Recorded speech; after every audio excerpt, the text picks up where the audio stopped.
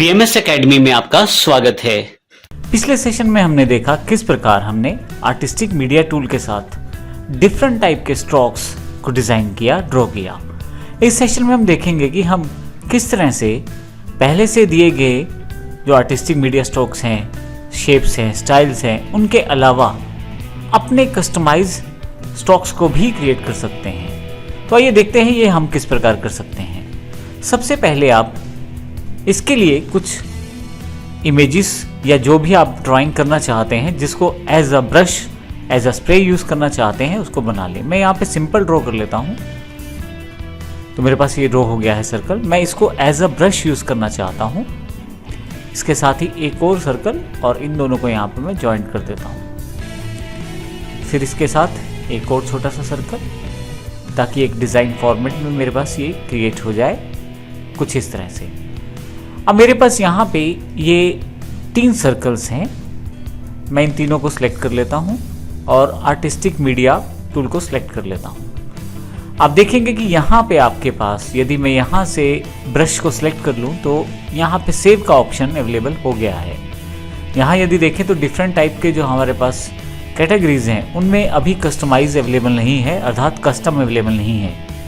तो हम ये पहला कस्टम ब्रश स्ट्रोक क्रिएट करने जा रहे हैं, तो इसके लिए मैं इसको सेव पे क्लिक कर देता हूं। अब इसका नाम रख सकते हैं। मैं इसका नाम रख देता हूं सर्कल और इसको सेव कर देता हूं। सेव करने के पश्चात मैं यहां पे बाहर क्लिक कर देता हूं और यहां से कैटेगरी चूज करते हुए कस्टम को चुन लेता हूं। आप देखेंगे जो आपने अभी जो ब्रश स्ट्रोक क्रिएट किया है वो कस्टम में यहाँ पे अवेलेबल हो गया है। मैं यहाँ से क्लिक करके चुन सकता हूँ और बिल्कुल उसी तरह से ड्रॉ कर सकता हूँ चीज़ों को जिस तरह से मैंने थोड़ी देर पहले किया है। तो आप ये सब चीज़ें यहाँ पे उन्हीं सेटिंग्स के साथ डिफाइन कर सकते हैं। जैसे यहाँ पे मैं 2 डिफाइन कर देता हूँ और उसके अकॉर्डिंग जो चीज़ें रहेंगी वो आपको बदली हुई वहाँ पे दिखाई देंगी।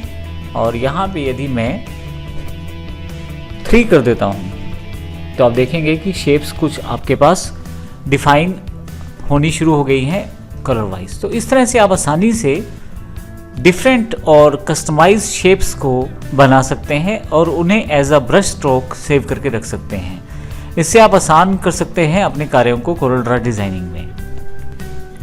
मैं यहाँ से Ctrl A प्रेस कर देता हूँ और इन सबको डिलीट कर देता हूँ। अब मैं यहाँ पे एक दूसरा एग्जाम्पल लेना चाहता हूँ। इसी कार्य को हम एक और तरीके डॉकर के साथ करेंगे, आर्टिस्टिक मीडिया डॉकर के साथ। आइए देखते हैं वो हम किस प्रकार कर सकते हैं। सबसे पहले मैं यहाँ पे रैंडम शेप्स डिफाइन कर लेता हूँ। एक स्टार मैंने यहाँ डिफाइन कर लिया है, एक कॉम्प्लेक्स स्टार मैंने ले लिया है। यहाँ पे कलर्स को मैंने पहले ही सेटअप किया हुआ है, तो जो कलर सेटिंग मैंने की हुई है उसी के बेस पे मेरे पास यहाँ पे जो डिज़ाइन है, ड्राइंग्स हैं वो अवेलेबल होती जा रही हैं। एक स्पाइरल ले लिया मैंने यहाँ पे। कुछ भी मैं शेप्स को यहाँ पे डिफाइन कर सकता हूँ जिस तरह का मैं स्ट्रोक बनाना चाहता हूँ। अब फिर से इन सबको मैं सिलेक्ट कर लेता हूँ विंडो डॉकर्स में।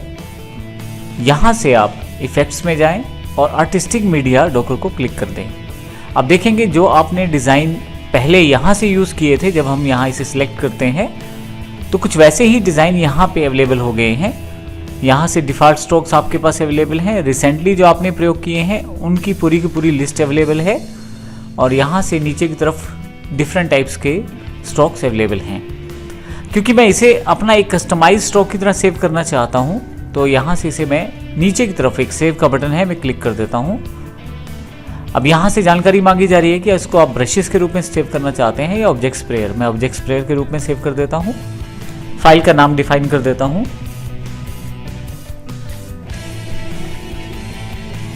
माई स्ट्रोक के रूप में मैंने इसे डिफाइन कर दिया है। मैं इसे सेव कर देता हूँ।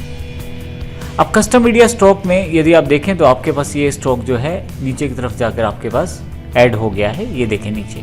मैं यहाँ से इसे क्लिक करके चूज कर सकता हूँ और फटाफट से इसे ड्रॉ कर सकता हूँ डिफरेंट टाइप के डिज़ाइनिंग के लिए। तो इस तरह से आप देखें मेरा जो काम है वो आसान हो गया है। तो इस तरह से कस्टमाइज आप ब्रश स्ट्रोक्स बना सकते हैं, उनका प्रयोग कर सकते हैं। अभी मैं इसको एस्केप कर लेता हूँ यहाँ से।